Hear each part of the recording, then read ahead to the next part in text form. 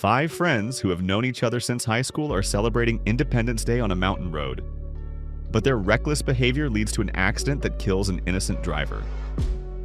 To avoid potential trouble, the 5 make a pact to keep it a secret. However, a year later, the past comes back to haunt them. One of the girls in the group receives a note that says, "I know what you did last summer," and people start dying. Sometime in the mid-2010s, the term requel appeared in Western film journalism, and a few years later, it was officially cemented into pop culture by Scream 5. One of its characters, the niece of the know-it-all Randy from the franchise's earlier installments, explained in detail what it is. A hybrid of a sequel and a reboot, a project that doesn't formally abandon the franchise's old characters, but effectively passes the baton to a new generation of heroes. I Know What You Did Last Summer is a textbook requel. It continues the events of the original film, but in practice plays out like a full-blown remake, down to the characters' recognizable wardrobe choices and callbacks to the first movie's iconic scenes. The film's director, writer, and producer, Jennifer Kaytin Robinson, seems to worship the original. The further it goes, the more her movie starts to feel like an enthusiastic fanfic. Even characters who died make an appearance. And after the first set of credits, we get an additional scene that builds a bridge to another installment in the franchise. That said, as a whole, the I Know What You Did Last Summer cycle is a rather sorry sight. The first movie came out right after Scream, a couple of months before its sequel, and before postmodern slashers flooded theaters. It always stood out from the pack because the maniac stalking the heroes wasn't one of them, which undermined any potential detective intrigue.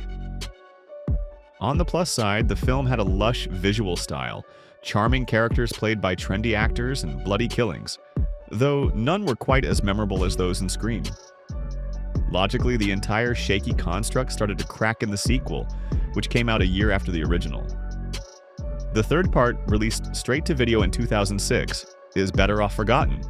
The series reboot in 2021, canceled after 1 season, also failed to impress many.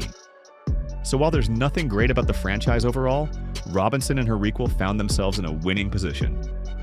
While every Scream sequel is doomed to be compared to a string of successful predecessors, her film was put up against the equivalent of a Paralympic team, a much easier backdrop against which to look good. And to Robinson's credit, she seized the opportunity. First, she added the detective intrigue that was missing, even from the original. This is now a full-blown Scream clone, with a series of red herrings and a finale twist so audacious that even the makers of competing franchises wouldn't dare attempt it. Second, she piled on so much fan service that it's guaranteed to make old-school fans of the franchise geek out. Third, she assembled a relatively decent cast. She didn't hit the mark with every actor, but she unearthed a real diamond. Madelyn Cline in a role that mirrors Sarah Michelle Gellar's from the first film. This actress looks like a blend of Amanda Seyfried and Sydney Sweeney, and she performs with so much charm that when she's on screen, you don't notice anyone else. As a slasher film, however, I Know What You Did Last Summer is still far from perfect. Overall, it could have used tighter editing, and the killings sometimes lack brutality. Yet, even with all its flaws, it's the best film in the franchise since the first one.